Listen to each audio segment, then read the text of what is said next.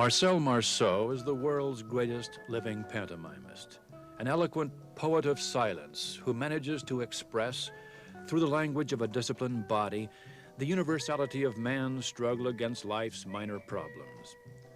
In the years since World War II, he's toured the world, delighting audiences in Europe, America, and Asia, with an artistry that speaks in a language easily and readily understood in every country. Bip, the character of Marceau's lively imagination, is the character of every man, set against the vicissitudes of his own tiny and teasing world. 20 years ago, Marcel Marceau established his own company of pantomimists in Paris and attached to it a school where the skills of his ancient art are passed on to those who will follow.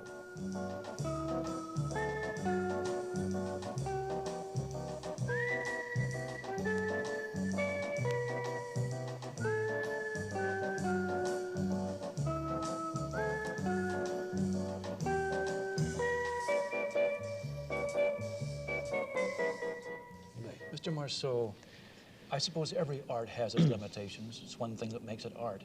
Do you find limitations in mime in your ability to express all that you might wish to express, in abstractions, for example? Well, there are limitations, as you say, very well, in every art, but we have not to mix limitations and limited. If we are limited, something is missing. But limitations are very good because they force you to become very rich within the borders of a discipline.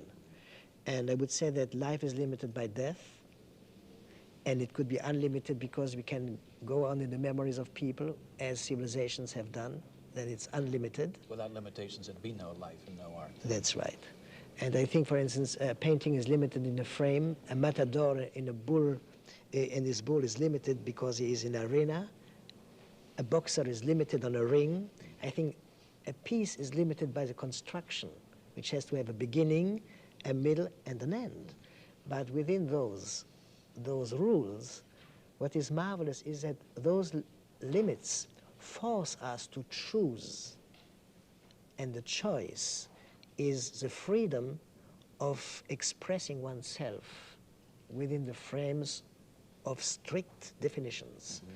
Like in music, there are definitions for the writing, like writing itself. And mime has the same discipline. And very often people have thought that pantomime is just gesturing or imitating. It is movement. It's movement, attitude, and a reflection of situations which happen in our life, which are funny, sad, which could be dreams, which could be hopes, transformations, frustrations, everything we feel, we hear, we think, expressed through body movement. So the fact that it's limited to movement does not limit the kind of expression. On the contrary, it gives it a more, it's more strict than to choose the right movement for the right situation. And it has to be specific. You see, there's a grammar of language. When you look at the Indian mudra, it is a sign language the Indians use. They have 48 positions of hands. But if I have to use movements, I would refer also to a grammar which is codified, we have, and which comes from Greek-Roman civilization. It comes from all the synthèse of all the civilizations we know about, Indian, Japanese, Chinese, Greek-Roman, Latin. But you will be surprised to see that the convention of those gestures, people do them without being aware that they do conventional gestures. When you say, get out, come here, hello, how are you, shaking hands. These are all conventions. And are they universal conventions? Ah, yes. But of course, if you go to Japan, the Japanese are the people who have two civilizations in one. They are Western, and they become Japanese when they are home. When the woman, the Japanese woman puts on his I would say kimono, you see.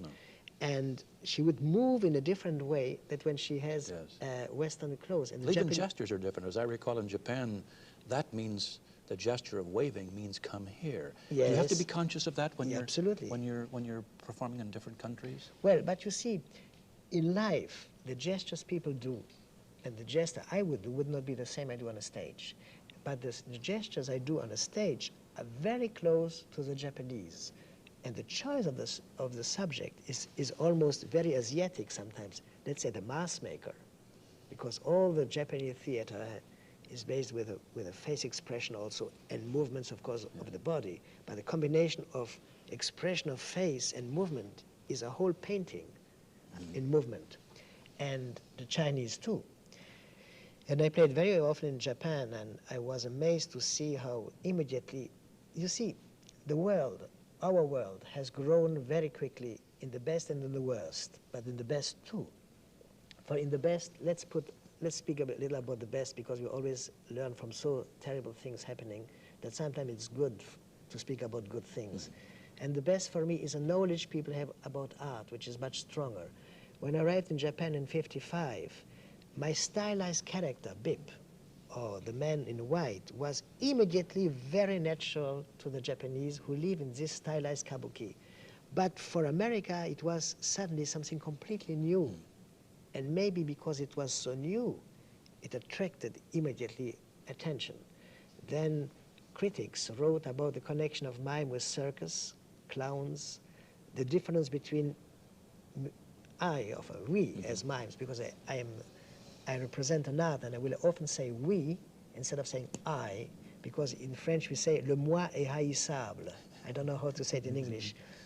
I don't like to say I, because I'm not alone on the stage. Even being alone, I'm with people. I have the technicians, the lighting, the music. It's a whole team. What about the relationship between you and the audience? Even as I watch you, I find myself empathizing with your movements. Are you conscious of the audience? Yes. Well, turning their heads, opening their eyes, or whatever? Absolutely. I can feel them. You see, first of all, you have a black hole before you because you don't see the audience. You feel the audience. You feel when they laugh, at 1 second, if you miss the cue, they don't laugh anymore. You have to slide over a banana peel at the right moment. They will be moved if the movement is lyrical, but they will be moved because they relate. And also, you have not to forget, there are two things which are very important: style and meaning. The public is moved by meaning, but also by the style, though he is not aware that it is a style. I give you an example. The artist is well aware that it's a style. Absolutely. I think that when I do youth maturity, old age and death, the public cannot be moved because I die, because I know that I'm not dead. But they are moved from the poetry, the flow, the symbol of the image of death, the timing, exactly as you are moved through music. It gives to your soul a certain excitement and a nostalgia. For instance, there's another number called The Butterfly. Very well known. Well, and I did it when I was very young, and I don't think that this is mystery. You see, when I create numbers now, I know why. But the first numbers I did, maybe 10, 20 numbers, because I have a repertoire now of 80 pieces. 80. 80? Yeah, 80, yes. Some numbers I just did it because it was in me. I think that between 20 and 30, you have in you all the, it's like an egg, but then it develops, you see, it grows. But a piece like The Butterfly, I wondered why the public was so moved because a butterfly is dying. But I found out later that when I catch the butterfly, first of all, it's identification with the butterfly. Then I play with it, and I kill the butterfly, and then in the wings. And there was utter silence the moment the butterfly is dead. And suddenly it was a reflection of our heart. It was no more a butterfly. It became... It was the beating of the heart. It was the beating of the heart. And when the heart stops to beat, it was as if our heart would have stopped. A moment of terror, I suppose. Well, of terror and of suspension of time. And then Beep was a butterfly hunter. He had many butterflies. And there is one, and then he understood what death is to destroy. He has to love. And he took a butterfly and he let him free. But the same moment he let him free, he was crying inside because it was like losing his own freedom or losing his own youth, trying to protect freedom. In the same time, there was a loss because he has lost something. And there was a remembrance still of death. You see? And then the public begins to dream And I think I defined one day that mime is a language of identification of men with elements, people, and nature which surrounds us. Over the past 20 or more years that you've been creating this repertory of more than 80 pieces, are you conscious of the passage of time over those years? Do you have to be conscious of contemporary thought, contemporary opinion? Yes. Well, does it change? Yes, time and time. There is time with us because, well, time passes, then there has to be growth. The older one gets, the better one has to be, or he has to quit. You see, you have to grow like a tree. If there is no more growth, you stop. And like Maria Rilke said, the further we go, the further the aim. And of course, life has changed, and the mime is a silent witness of his time. And then, first of all, I created what we call pantomime de style, which was to make the public aware that man is struggling with against the wind, fire, air, tightropes. Mountains were on the stage, and the mountains were there. I did not go into the mountain was in me. I was a flower, a tree, a break through walls. And I created the character of Bip, who first was pretending to skate, going at a social party, hunting butterflies. But life learned me also to look at life with not my two eyes, but I would say a third eye. You have an eye here, you have an eye here, and in the center. And then the world becomes much nearer, smaller, but in the same time infinite. And then I chose themes like Bip in confrontation with technology, modern and future life, heart transplants, brain transplants, going at the search of eternity, and lost in space and discovering that if he is a small point among millions of stars and planets, he is the center of the world, because our thought is still that we know about the universe, that the universe know about us, you see. This is a great enigma of life. And I was aware to go deeper in subjects like Bip dreams of a better world. And I think that mime is a very, very modern and futuristic art, because going to the moon, have you seen, it's like a ballet, you know? The astronauts are like ballet, they're doing ballet, slow motion, and we always played in slow motion, you see, and we deal with, I think that the greatest problem of mime, though there is no language, words, is time. Because in silence, we have to give a structure to the movement, that in time it is like vibrations of music, or like words you understand because you know the language. Then the silence has, in tragic moments, to be a silent music for the soul. Yes. Which must be very difficult and require a high degree of skill. Let me ask you how you first became interested in mime, because I'm told that this interest goes back to the age of 5, 6 years. I say I was a mime in the womb of my mother, you see. You were? Yes, certainly, because I think that everything is written before even you are born, and you have in you what you will become if fate gives you the chance to express it. When I was fate a child, gave you the chance? Well, fate gave me the chance, it's true. And I'm very grateful for that, because when I was a child, I was forming with kids. I was playing in the streets of Paris and in the streets of France. I had a small group, and we played, you know, I was Charlie Chaplin. I stole the trousers of my father. Did you see Charlie Chaplin in the movies? Of course, when I was 5 years old. And when it was funny, I cried, you see. Well, this is another story. And then I was Jesus Christ. I was the great heroes, Napoleon, au Pont d'Arcole, you know. Children always are heroes, you know. I was a bird, I was a tree. And it was such part of my life that I did not think I would become a mime one day. It was, I lived to be an actor. It was life. I played all the time. I was before a mirror, and I played that I was in the desert, a thirsty traveler who dies because he has nothing to drink. And I looked myself, and I loved very much to see how I die, you see. I was playing all the time. It was my camera. The mirror of my room was my camera. And I listened through walls the rumors of other worlds. I played with my double. And slowly I wanted to become a painter. I went to art school. Then we had, unfortunately, the German occupation when we were kids, you know, 5 years. I went in the underground, in the French underground. I went in the French army. And as a matter of fact, your father was killed, was he not, as yes, a result of yes, your brother being in the underground? Yes, we were both, my brother and Both in the myself.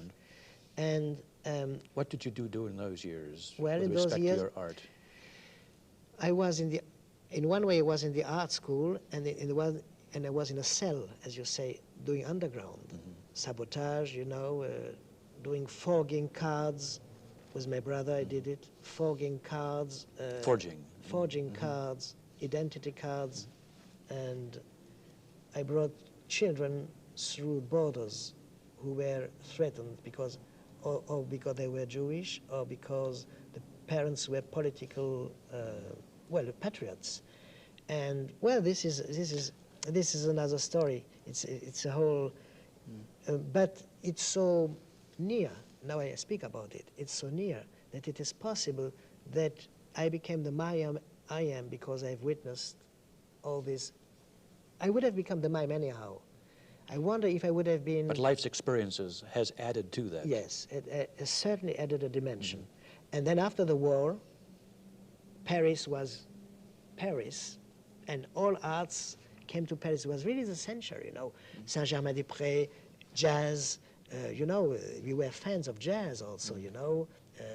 Armstrong were our heroes, you know, and also Sartre, Camus, and, you know, we had this thirst for life.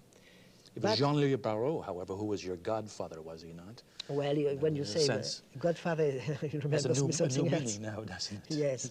Well, he was, if you want, because Jean-Louis Barrault did a marvelous film called Les Enfants du Paradis, where he played the great Pierrot, who was a great mime of the 19th century, the white-faced silent actor of the 19th. And I played then, I was very young, I played Harlequin opposite to him. And there's a confusion because people think I was the white face, but he was. He was the white face. Yes. Then I created my own company. And with the company, you would be surprised, but America has not seen my work as a director. It's never been played here in the full Well, length. in 1960, we arrived in New York and Chicago, and I played with my company, and we produced and played The Overcoat by Nicolas Gogol, the great Russian novelist of the 19th century. And the laws of mime with a company are completely different from the laws of mime when I'm alone. If you have 1 minute, I will just give an aperçu. When I'm alone, I make the invisible visible, the abstract concrete, and the concrete abstract. To give an example, you know, there are no walls, you see the walls. There is no butterfly, you see the butterfly. A man passes, I look at him, is he tall, is he small? The invisible world becomes tangible. It's here. I lean against a mantelpiece, I take a flower, I eat a piece of cake, everything is mimed. When you have a company, you play with characters, like in a play. Then the characters are women also, men, and you play with the characters and you limit yourself because it's an ensemble.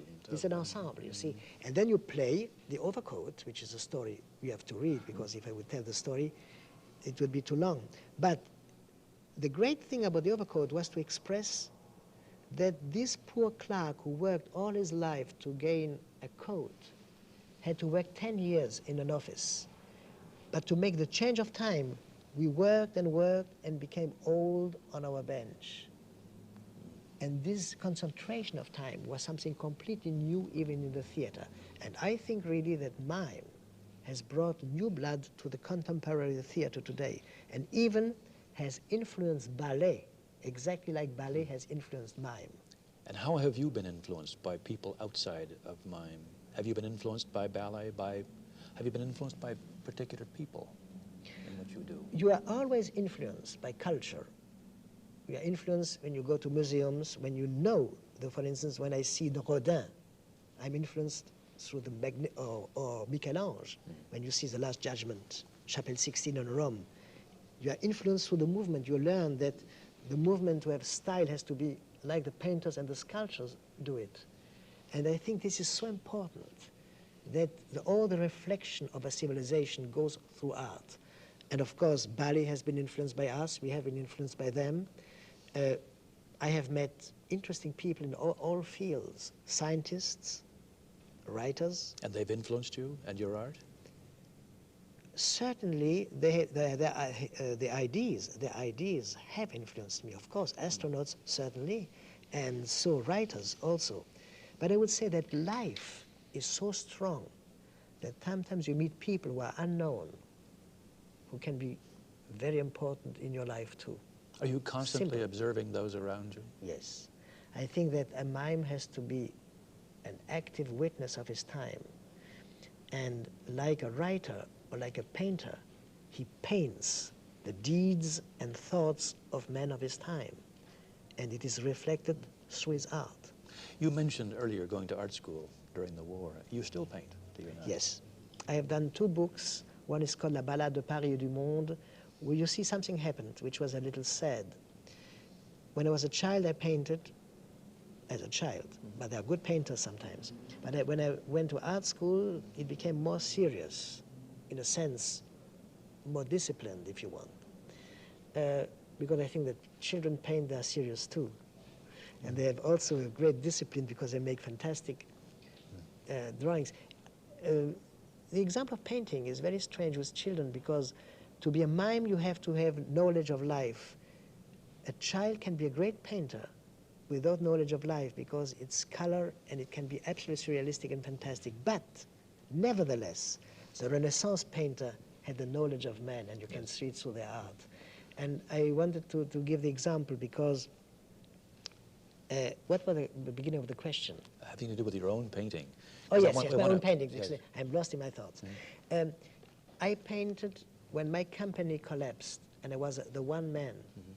I painted my company who was no more there, and you could see mimes in the street of Paris, mimes flying over the roofs of Paris, which was big. We have some of your paintings. If we can take a look at them, perhaps you can tell us exactly what they're... I imagined all the Pierrots, which were the French mimes of the 19th century, gathering one night at 12 o'clock or 1 o'clock in the morning, or 12 o'clock night, it's more romantic. On the moonlight, they all gather, and there is Chaplin, Keaton, Harpo Marx, Jean-Louis Barrault, Etienne Decroux was my master, myself. We are all dressed in costumes of Pierrot in white, and we are gathering in the same place. It was a dream. What satisfactions do you get from painting? The satisfaction, first of all, of never being alone, and not of noticing that time is passing. And just it is projecting on a piece of paper the frames of life, exactly as I project on a stage every night myself, but in the same time, I have a feeling that I share 2,000 lives, because I laugh, I make people laugh, I laugh inside. I cry, I make people cry. In this moment, you are part of the 2,000 people. And when I paint, I think it's beautiful to just draw life. You see, sometimes words give us an image which is right, and sometimes words go beyond our thought. This is what the poet does. When somebody would say, "A train entered my room," it's absolutely impossible, but it's an image. And this is what a painter or a mime has to do, the impossible possible. What you do is a highly disciplined art. Are there moments on the stage when you get a particular satisfaction, when something happens that, in a sense, your own heart stops beating for the moment to say, this is a lovely moment? Well, sometimes a baby is crying because it was in the lap of his mother in a moment which is very dramatic. I'm not very glad at that moment. Sometimes it has happened. You see, surprisingly, the audience has never said, shut up or speak louder. It could happen that somebody wants to make fun. Never. It's very interesting that you are moved because you have a feeling that among those 2,000 people who watch you every night, and I play 300 nights a year, in 65 countries, you would imagine that there could be somebody who is crazy, somebody just who does something absolutely. Now I have witnessed people collapsing from an illness, you know. I've witnessed somebody collapsing on his chair because he laughed so much that he fell from his chair because I can hear it. I don't see it. But in general, I witnessed silence when it had to be.